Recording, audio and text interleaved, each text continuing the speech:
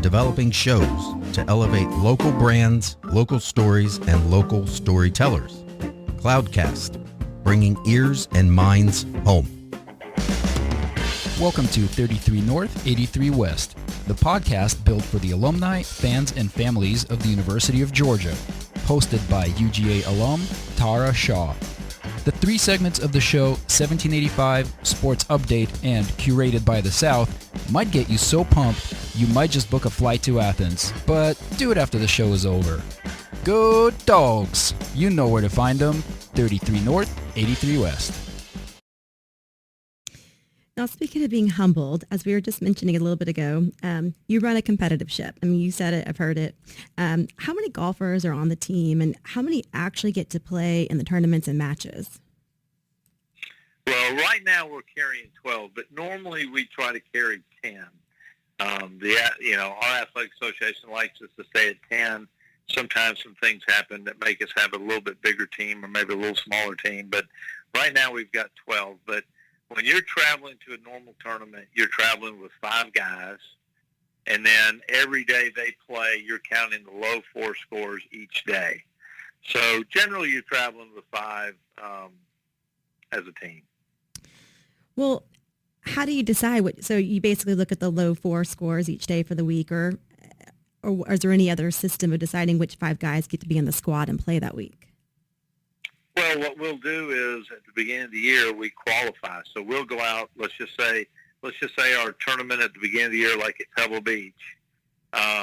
Everybody starts at 0, so everybody's the same, and we might play 5 rounds around here locally, and the low 5 guys would go.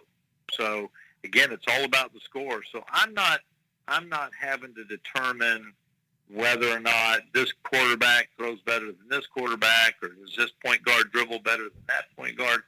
Ours is pretty quantitative in that it's all about the score and it's the accumulation of the score. And so it's fair for everybody. Everybody plays the same golf course, and it's pretty cut and dry. And even if it's a returning All-American, they still go into the qualifier at the beginning of the year just like everybody else, because one of the things I try to tell these guys is that it's no different than the PGA Tour or the next level, is that you're always having to qualify or play your way on, whether you're trying to qualify to get onto the Korn Ferry Tour, or you're trying to qualify through the Korn Ferry Tour to get on the PGA Tour, or you're trying to qualify on the PGA Tour to get from the top 125 to the top 75, so you get into the fall series of the FedEx Cup. And then that group's trying to get to the top 50. That next group's trying to get to the top 30 to get to the Tour Championship. That next group's trying to get on the Ryder Cup. You're always trying to play your way up a level. And so it's no different here. So we try to teach them right out of the gate that you've got to play your way onto this team, and you've got to play your way on staying on this traveling squad. So, again, it puts the onus on them to continue to work hard. Now, isn't it true that even Bubba Watson found it tough to make the 5-man squad during one of the years he was at Georgia? Absolutely. In fact, in 2001, which was Bubba's senior year, it was the very first time in NCAA history that all 5 guys made third-team All-American or higher. All 5 of my guys were ranked in the top 16 in the country. We were by far the number 1 team in the country. We were really good. Bubba was the number 6 guy on that team. And not because he wasn't as good. He was just as good as any of those other guys.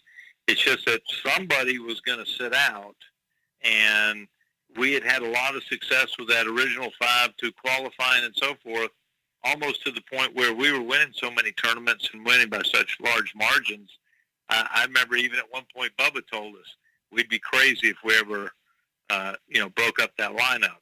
But Bubba was an All-American himself the year before. So you really had 6 All-Americans on that squad, but unfortunately you can only play 5 guys. So he just happened to be the odd man out. But what it probably did, it allowed him to practice back here a little bit more. It also allowed him to date his current wife, Angie, who was a basketball player here a little longer. And things have worked out pretty well for Bubba with 2 green jackets. I think so. I think we can all agree on that.